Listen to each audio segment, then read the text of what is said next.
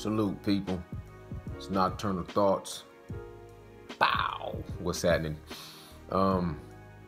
Man, Tyson Fury. Tyson Fury is a dangerous man. And it's hard not to like Tyson Fury. And on the other hand, I can see how for some people it's easy to dislike Deontay Wilder. With Tyson's Fury dealing and being an advocate with dealing with mental health, coming back from depression, he's very inspirational to people.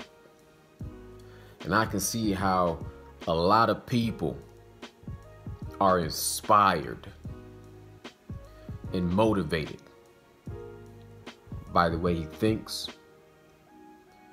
and by the way he has performed in the ring against Deontay Wilder in the first fight. And I can see how some people dislike Deontay Wilder. His demeanor, his presence, his character can be easily taken the wrong way. It can be easily over-exaggerated, taken out of context. As I sit back and I watch these posts, these press conferences, the second press conference, it's interesting to me because nobody has to really play the bad guy. You know, the first fight, they kind of had Tyson Fury set up as the golden child, or the great white hype, or should I say, the great white hope. And they had him coming back off the greatest return, the greatest comeback in boxing history. And it was easy for him to play off as not so much as a victim, but just an advocate for mental health. And he just came off as the good guy. And Deontay Wilder,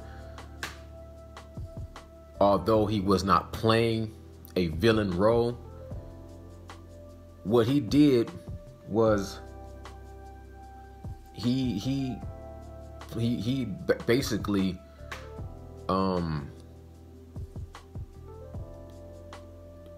was representing his people, his culture, the struggles that we go through. And that's not going to get you any sympathy, because most people can't relate to that. Like, the majority of people can relate. There's a lot of people out there that can relate to depression, that can relate to obesity, and can relate to drug abuse, can relate to suicidal thoughts. Anybody in America can relate to those things, but only a minority of us can relate to being born into a state where, before we can even get to depression, we have to overcome generations of oppression. I do want to digress. I'm not trying to make this whole video racially influenced. It's just that I understand that Deontay Wilder had our culture on his back, and that doesn't get you sympathy. That doesn't necessarily make you a victim, but it doesn't play off of, you know, the good guy versus the bad guy. So anyway, we all know how that first fight played out. And, you know, everything happens the way it's supposed to happen. Now we have the rematch. Deuce, deuce, deuce. February 22nd, 2020. And Tyson Fury, both of these guys are being very gentlemanlike, and there's not a lot of antics and shenanigans, and there's not a lot of, you know, back and forth vernacular. There's not like a big circus show that these guys are putting on. It's very laid back and formal. And so you don't see Tyson Fury being able to play off the audience. You don't play off the crowd. You don't see, you know, Deontay Wilder having to try to, you know, focus in on getting caught up in playing mind games and trying to, you know, intimidate. It's just a lot less of that is going on. But at the end of the day, inside of the ring, where it really matters, Tyson Fury is a dangerous man. He's a dangerous opponent. And he's been going on about knocking out Deontay Wilder. Now, he said in 2 rounds, but, you know, we take that with a grain of salt. We know his intention is to put on muscle, put on size, put on strength, and to be more aggressive, and to put Deontay Wilder on his heels. See if he can fight him, have him fighting backwards, or have him fighting going backwards. We all know that he linked up with Sugar Hill Stewart in the Crunk Gym. Now we know that he's also employed Stitch Duran, because we want to make sure that he doesn't have any issues with that cut that he suffered against Otto Valen. And he's training a more old school strength and conditioning way. He's chopping wood. He's running up mountains. He's picking up and throwing heavy objects underwater. He's eating more. So he's going to bring a different package to the table, which lets me know that his hands might not be as pillow punchy as they were in the first fight. In the words of Deontay Wilder, his punches were like pillow punches. In the words of John Fury, my son was punching like a kitten. Now he's going to be able to have more heavy-handed punches. So Tyson Fury poses a severe threat with more power, more muscle. But with all that being said, he hasn't had a lot of time to develop this new craft or hybrid, like this new hybrid version of this herky-jerky, slick and slippery, but also sitting down on punches and delivering power to knock out Deontay Wilder. So I'm thinking and I'm hoping, that a part of him is going to be sort of like what you've seen with Swift Jarrett Hurd when he just took on Chia Santana. You saw that Hurd was doing something new and implementing it in a real fight. You could see sometimes his motor skills where he was thinking a lot. You could actually see him trying to do and assimilate exactly what he was doing in training. So that has to slow you down. That has to sort of put you on a delay. Maybe a 2-second delay, 3-second delay, where you have to think first and then do, because everything is not just going to be second nature, because it's new. So Tyson Fury abandoning his style that he had with Klitschko, abandoning his style that he had in the first fight with Tyson Fury, it might actually slow down his instincts, slow down his reflexes just a little bit. Because he might be thinking to himself, when he throw that punch, am I sitting down on that punch the exact way I felt when I was, going through that muscle memory, practicing over and over? Because hitting pads and in the real fight is two different things, and it takes a while to make that adjustment. What I like about Deontay Wilder for this fight is right after the first fight, the very first video I can remember Deontay Wilder releasing was jump rope. Going back to the fundamentals, going back to the basics. And as you can see, ever since that first Tyson Fury fight, Deontay Wilder has went back to the drawing board.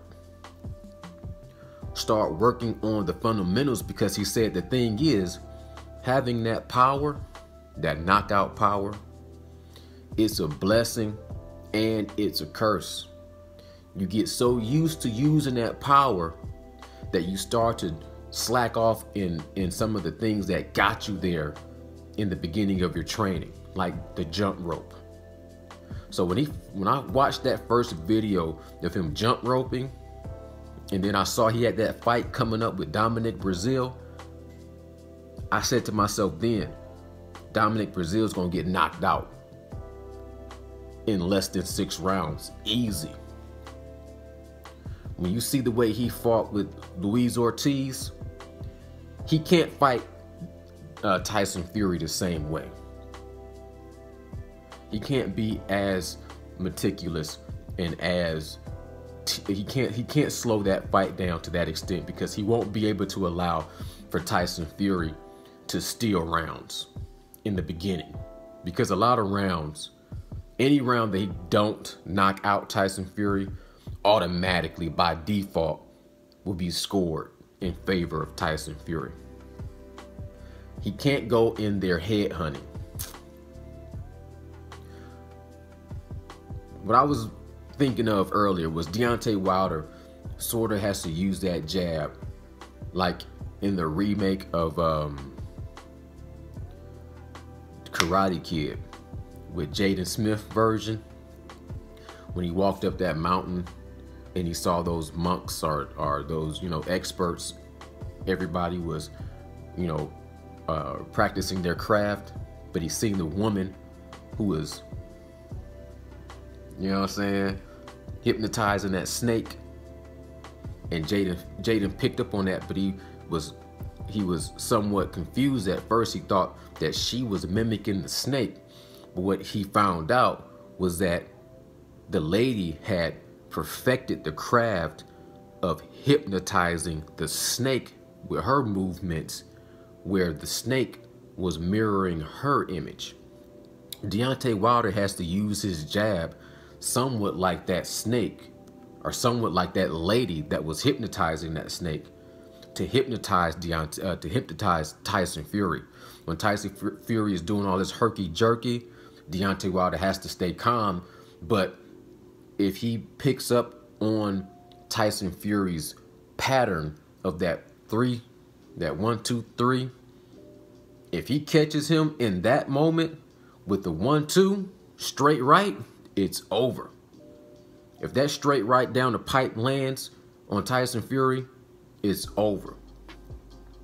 But I like to see Deontay Wilder actually do some uppercut and hook combinations, go to the body, because Tyson Fury likes to slip and then bend down. He's so tall that he usually can get away, but he can tuck his head and he bends down and he slipped a lot of straight punches. A lot of punches coming straight down are going to go right over the top of his head because he's always down here. But he's susceptible to a nice uppercut. So I would love to see Deontay Wilder come with a lot of uppercuts and hooks from different angles. Work his body, hit the shoulders, hit him everywhere. If he has the ability to open up that cut, make him think about that, then that's another target. But Tyson Fury, like Deontay Wilder says, I'm going to hit him everywhere. That's a big body. That's a big target. So he can't go head hunting. But he can't take off rounds and just wait for the knockout to come. He has to fight to where he can win rounds via points and also continuously be setting up Tyson Fury for an uppercut, a hook, or that 1-2 with the right hand coming straight down.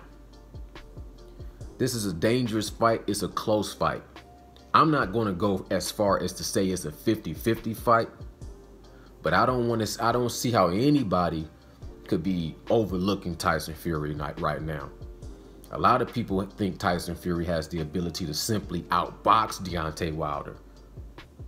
But I think Tyson Fury poses a problem where he can outbox him and he can surprise him with a different power than he had in the original fight. Now that Ben Davison is out the picture, Deontay Wilder definitely is going to bring a stronger version of himself. But it reminds me of an old saying, an old quote that says, training beats God-given talent. But if you take God-given talent and you combine it with hard training, it's undefeatable. See, what Tyson Fury is trying to do right now is he's trying to build himself to be something similar to what Deontay Wilder naturally is, which is someone that will knock you out with one punch. Tyson Fury can train his whole life and won't be able to achieve that because he's trying to achieve what Deontay Wilder naturally can do without even training, without even trying, something that you can't even train. That power that he has is just a God-given talent. Just like the herky-jerky style is a God-given talent to Tyson Fury. And what Deontay Wilder has to do, he's trying to learn on the job and harness his boxing ability on the job. But the thing is this, we've seen that whenever he has a rematch, he improves. And we've seen him go back and do fundamentals and do basics since he had the first fight with Tyson Fury, and we've seen the outcome. So we've seen the outcome of Deontay Wilder in his 2 rematches. We've seen Tyson Fury in his last 2 fights. So let the countdown begin. February 22nd, 2020 is going to be a beautiful month. It's going to be a beautiful year. Don't get it twisted. Don't get it wrong. I know it seems like we're off to a bad start to the year with the recent tragic situations. But this is going to be a great year for everybody. We all going to go through hard times. We all going to go through heartbreaks. We're all going to find ourselves in situations that are going to require us to be able to dig deep, embrace,